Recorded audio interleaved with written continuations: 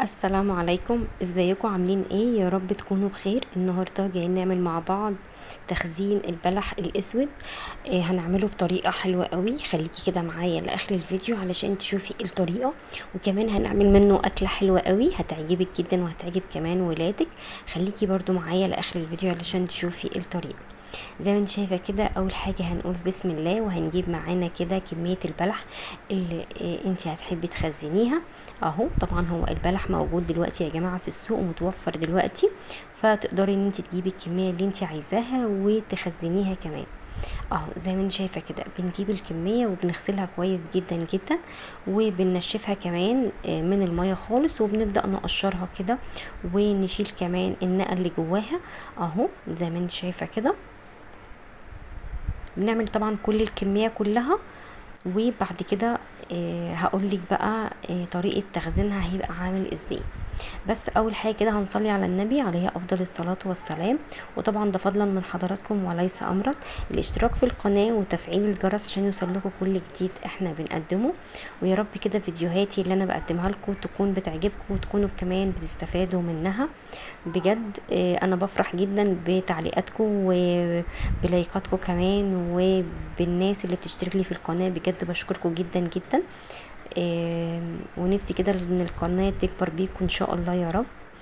اهو زي ما انت شايفة كده، احنا بنشيل كده القشرة من عليها، وبنشيل النقع كمان.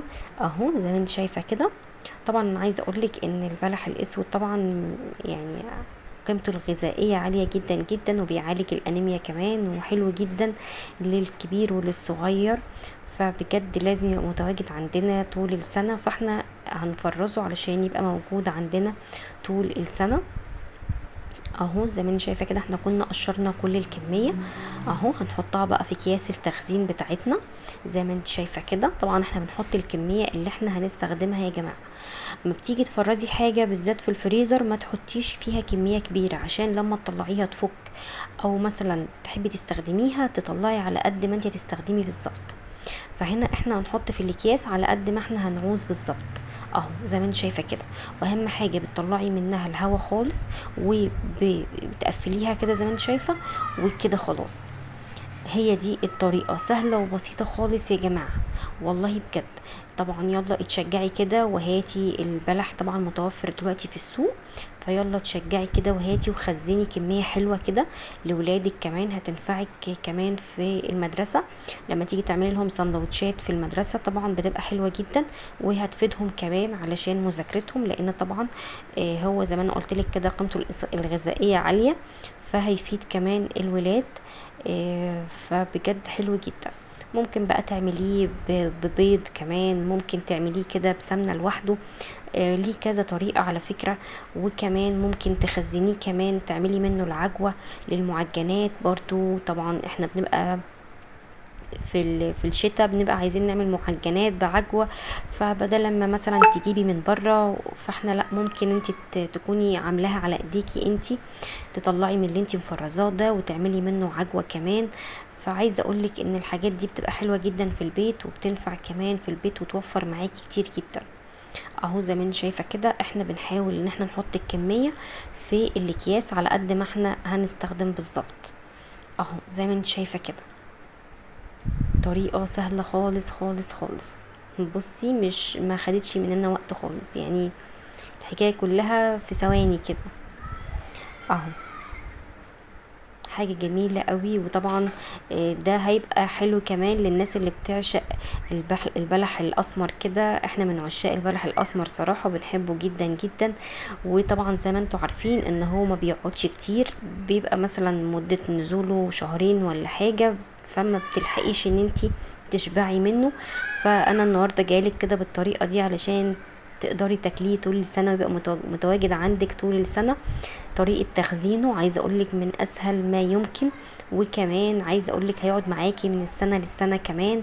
مش لا طعمه هيتغير ولا لونه كمان هيتغير، وحاجة كده جميلة جدا في البيت. طبعا بقى هنا لازم احنا نسيح كده، نعمل شوية كده من البلح. هنسيح كده معلقة سمنة بلدي كده في الطاسة زي ما انت شفتي. ولازم كده ناخد تشويحة كده، نحط عليها شوية كده من البلح. نشوحهم فيها كده اهو. عايزه اقولك بقى الاكله دي احنا بنعشقها، والله بنعشقها. يمكن انا مخزنه البلح بالذات علشان الاكله دي. عايزه اقولك حاجه كده حلوه جدا، حاجه حلوه جدا جدا بجد. الناس اللي بتحب البلح الاسمر هيفهموا قد ايه الاكله دي من احلى الاكلات اللي انت ممكن بجد تاكليها. حاجه كده جميله. ممكن كمان تاكليه جنب جبنه. بصي حاجه حلوه قوي اهو. طبعا الناس اللي هتشوف الفيديو ده هتعرف قد ايه ان الاكلة دي في حتة تانية خالص. ريحتها اصلا كمان بتبقى جايبة اخر الدنيا. عايزة اقولك كده حلوة جدا. وكمان لما تاكليها بقى مع العيش كده الفينو ده بتبقى رهيبة. بصي احنا هنا كنا جبنا عيش فينو وهنعمل بقى منه كده سندوتشات وناكلها بقى. عايزة اقولك كانت حلوة جدا جدا جدا. واحلى حاجة بقى ان انتي هتطلعي الكيس على طول، تحطيه في السمنة بتاعتك كده وتاخديه تشويحة. بص مش هياخد في ايدك 3 دقايق اهو زي ما انت شايفة كده. بصي حاجة جميلة جميلة جميلة بجد. ولادك هيحبوها جدا جدا. وهتوفر معاكي كمان في سندوتشات المدرسة. كمان ممكن تعملهم سندوتشات. كمان ممكن تاكليها بالعيش العادي كمان وبالعيش البلدي. بس انا بقولك احنا كان ساعتها موجود عيش فينو فانا قلت هنعمل منه سندوتشات. عايزه اقولك برضو بيبقى طعمه رهيب بجد. الاكله دي حلوه جدا يا جماعه بجد. بتنزل على القلب كده، بتفرح كده، بتفرح القلب كده. حلوه جدا جدا. بصي بقى ده شكلها كده النهائي بقى. طبعا انا هقفل الكاميرا ونروح بقى نفترس السندوتشات دي من طعمها وحلاوتها وريحتها كمان اللي جايبه اخر الدنيا.